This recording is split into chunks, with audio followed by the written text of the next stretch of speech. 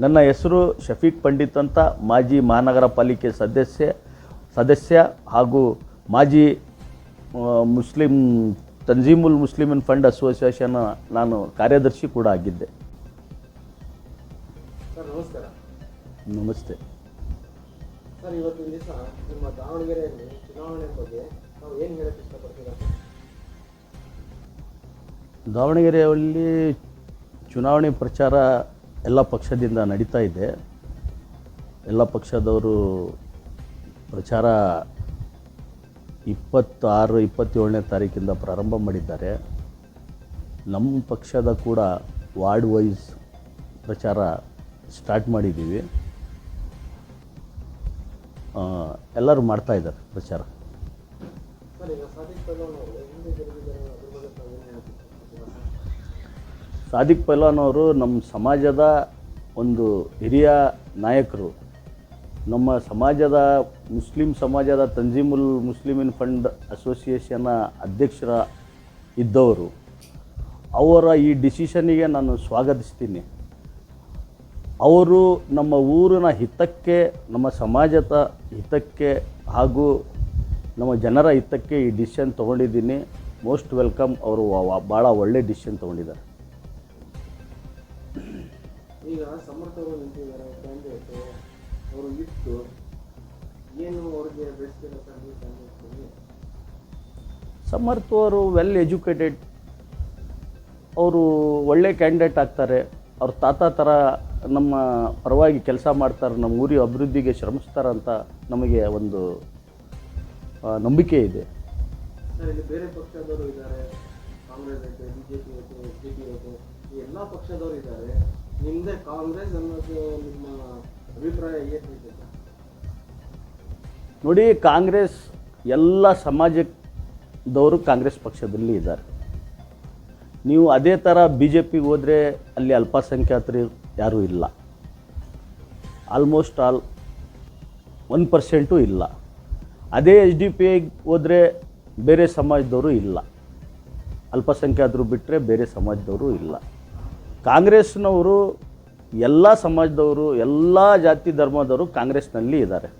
ನಮ್ಮ ಗೆಲುವಿನ ಮುಖ್ಯ ಕಾರಣ ಸತತ 6 ಬಾರಿ ಶಾಮನೂರು ಶಿವಶಂಕರಪ್ಪ ಅವರು ಗೆಲ್ಲದ ಕಾರಣ ಎಲ್ಲ ಸಮಾಜದ ಕಾಂಗ್ರೆಸ್ ಪಕ್ಷಕ್ಕೆ ಇರುವ ಬೆಂಬಲ ಮತ್ತು ಸಪೋರ್ಟ್ ಅಂತ ಹೇಳಕ್ಕೆ ಇಷ್ಟಪಡ್ತೀನಿ. ಸರ್, ಈಗ ದಾವಣಗೆರೆ ಕ್ಷೇತ್ರದಲ್ಲಿ ಅಲ್ಪಸಂಖ್ಯಾತರದ್ದು ಮತ ಜಾಸ್ತಿ ಐತೆ. ಆದ್ರೂ ಈಗ ಬೇರೆ ಪಕ್ಷದವರು ಅವ್ರಿಗೆ ಈಗ ಸ್ವೀಕಾರ ಮಾಡ್ತಾ ಇದ್ದಾರೆ. ನಿಮ್ದ್ರಲ್ಲೂ ಐತೆ, ಸ್ವೀಕಾರ ಮಾಡಿದೆ. ಆದರೆ ಗೆಲುವು ಖಂಡಿತ ಐತೆ ಅಂತ ನಿಮ್ಗೆ ಏನಾದರೂ ವಿಶ್ವಾಸ ಆಯ್ತಾ? 100%. 1-2% ನಮ್ಮದು ಓಟ್ಗಳು ಆ ಕಡೆ ಈ ಕಡೆ ಹೋಗ್ಬೋದು.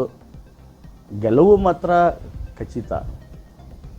ಈಗ ಅಲ್ಪಸಂಖ್ಯಾತರು BJPಗೆ ಹೋಗಲ್ಲ ಅನ್ನೋದೇ ಇತ್ತು ಇಡೀ ಕರ್ನಾಟಕದ ಜನತೆಗೆ.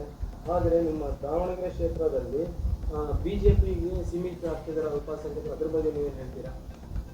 ಸರ್, BJP ಅಲ್ಪಸಂಖ್ಯಾತರಿಗೆ ನಂಬಲ್ಲ. ನಮ್ಮರು ಅಲ್ಪಸಂಖ್ಯಾತರು BJPಗೆ ನಂಬಲ್ಲ. ಯಾವ ಕಾರಣಕ್ಕೂ ಎಷ್ಟು ಜನ ಹೋದ್ರೂ ಒಂದು ಸಿಂಗಲ್ ಓಟು ಕೂಡ ಅಲ್ಪಸಂಖ್ಯಾತರು BJPಗೆ ಹಾಕಲ್ಲ. ನೀವು ಯಾವ ಉದ್ದೇಶದಿಂದ, ಯಾವ ಮಾರ್ಗದಲ್ಲಿ ಹೇಳ್ತೀರಾ ನೀವು ಅಲ್ಪಸಂಖ್ಯಾತರು ಒಂದು ಓಟನ್ನು BJPಗೆ ಹಾಕಲ್ಲ ಅಂತ? ಸರ್, ಅವ್ರು ಮಾಡಿರುವ ನಮ್ಮ ಅಲ್ಪಸಂಖ್ಯಾತರ ಮೇಲೆ ಅವರ ಹೇಳಿಕೆಗಳು, ಅವರ ಮೆಂಟಾಲಿಟಿ ಇದೆಯಲ್ಲ, ಅಲ್ಪಸಂಖ್ಯಾತರಿಗೆ ಅವರು ಯಾವಾಗಲೂ ಸಪೋರ್ಟ್ ಮಾಡಿಲ್ಲ.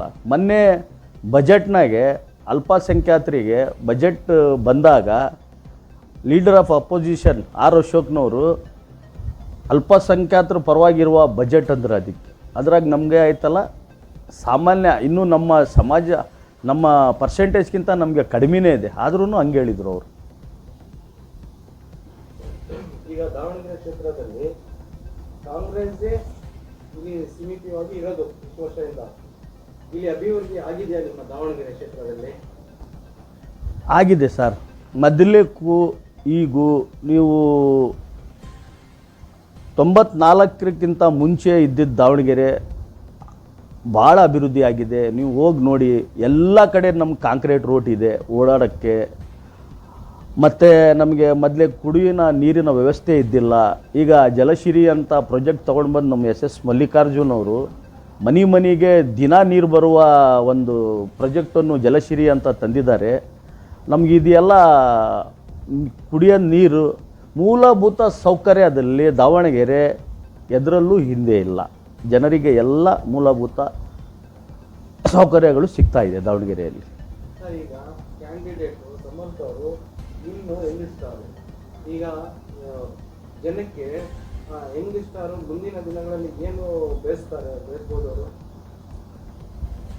ಸರ್, ಅವರಲ್ಲಿ ಒಂದು ಸಮರ್ಥರಲ್ಲಿ ಒಂದು ಗುಣ ಇದೆ. ನಾವು ಅವ್ರ ತಂದೆಯವರಿಗೆ ಸೌಕಾರ ಅಂತೀವಿ, ಅವ್ರ ತಾತ ಅವರಿಗೂ ದೊಡ್ಡ ಸೌಕಾರ ಅಂತಿದ್ದೀವಿ. ಅಷ್ಟು ದೊಡ್ಡ ಸೌಕಾರ ಮಗ ಆಗಿ ಒಂದು ಸ್ವಲ್ಪನೂ ಅವರಿಗೆ ಅರುಗಂಟಿಲ್ಲ.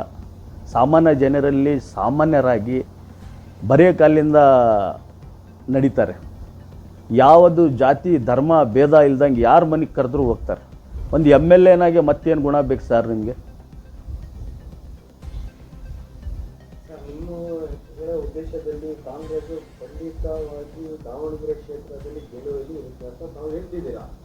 ಆದರೆ ಎಷ್ಟು ಗೆಲುವಿನ ಓಟಲ್ಲಿ ಗೆಲ್ಬೋದು ಸರ್? ಸರ್, ನಮ್ಮ ಪ್ರಕಾರ 40,000ಕ್ಕಿಂತ ಜಾಸ್ತಿ ಮತಗಳ ಅಂತರದಿಂದ SS ಸಮರ್ಥನವರು ಗೆಲ್ತಾರಂತ ನಮಗೆ ಸಂಪೂರ್ಣ ವಿಶ್ವಾಸ ಇದೆ ಸರ್. ಸರ್, ಇನ್ನೊಂದು ಪ್ರಶ್ನೆ, ಅಲ್ಪಸಂಖ್ಯಾತರಲ್ಲಿ ಈಗ ನಡೀತಿರೋದ ನಿಮ್ಮ ದಾವಣಗೆರೆಯಲ್ಲಿ ಈಗ ಮಿತಿ ಮೀರಿಯಾಗಿ ಅಲ್ಪಸಂಖ್ಯಾತರಲ್ಲೇ ಭೇದ ಭಾವ ಬಂದಿದೆಯಲ್ಲ, ಇದಕ್ಕೆ ಏನು ಸರ್ ತಾವು ಹೇಳಕ್ಕೆ ಇಷ್ಟಪಡ್ತೀರಾ? ಸರ್, ಒಂದು ಸ್ವಲ್ಪ ಜನ ಯುವಕರು ಸಿಟ್ಟಾಗಿದ್ದಾರೆ. ಈ ಟಿಕೆಟ್ ಕೇಳಿದ್ರು ಅಲ್ಪಸಂಖ್ಯಾತರಿಗೆ, ಹೈಕಮಾಂಡ್ ಡಿಸಿಷನ್ ತಗೊಂಡಿಲ್ಲ ನಮ್ಮ ಪರವಾಗಿ ಅಂತ ಸಿಟ್ಟಿದ್ದಾರೆ. ನಮ್ಮ ಊರಿನ ಜನ, ನಮ್ಮ ಯುವಕರು ಭಾಳ ಬುದ್ಧಿವಂತರಿದ್ದಾರೆ. ಅವರು ಈ ಊರಿನ ಹಿತಾಸಕ್ತಿ ಎಲ್ಲಿದೆ ಅಂತ ನೋಡ್ತಾರೆ. ಸ್ವಲ್ಪ ಜನ ನಮ್ಮ ನಾಯಕರು BJP ಜೊತೆ ನಂಟಿದ್ದ ನಾಯಕರು ಅವರಿಗೆ ಬೇರೆ ಬೇರೆ ಥರದ ಮೈಂಡ್ ಡೈವರ್ಟ್ ಮಾಡ್ತಾ ಇದ್ದಾರೆ. ಕೊನೆಗೂ ನಮ್ಮ ಯುವಕರು ಎಲ್ಲ ಬಿಟ್ಟು ಒಂದೇ ಕೆಲಸ ಮಾಡ್ತಾರೆ, ಆ ಕಮ್ಯುನಲ್ BJP ನಮ್ಮ ಸೋಲಿಸಲೇಬೇಕು ಅಂಥೇಳಿ ನಮ್ಮ ಜನ ಈ ಡಿಸಿಷನ್ ನೀವು 9ನೇ ತಾರೀಕು ನಂತರ ನೋಡ್ತೀರಾ. ಸರ್, ಕೊನೆಯದಾಗಿ ನಿಮ್ಮ ದಾವಣಗೆರೆ ಕ್ಷೇತ್ರಕ್ಕೆ ಜನಕ್ಕೆ ಏನು ಹೇಳಕ್ಕೆ ಬಯಸ್ತೀರಾ ಸರ್? ಸಮರ್ಥ್ ಒಂದು ಒಳ್ಳೆಯ ಅಭ್ಯರ್ಥಿ, ಸಮರ್ಥ್ ಒಂದು ಯುವಕ, ಸಮರ್ಥ್ ಎಜುಕೇಟೆಡ್. ಸಮರ್ಥ್ ಅವರು ಎಲ್ಲ ಸಮಾಜದ ಜೊತೆಗೆ ಕರ್ಕೊಂಡು ಹೋಗೋದು ಅವ್ರ ಹತ್ರ ಗುಣ ಇದೆ, ಅವ್ರ ಹತ್ರ ಛಲ ಇದೆ. ಮುಂದೆ ನಾನು ಏನಾರ ಮಾಡಬೇಕು, ನಮ್ಮ ತಾತ ನನಗೆ ನಾನು ಹೆಸರು ಪಡಿಬೇಕು ಈ ರಾಜ್ಯದಲ್ಲಿ, ಈ ಊರು, ಈ ಜಿಲ್ಲೆಯಲ್ಲಿ ಅಂತ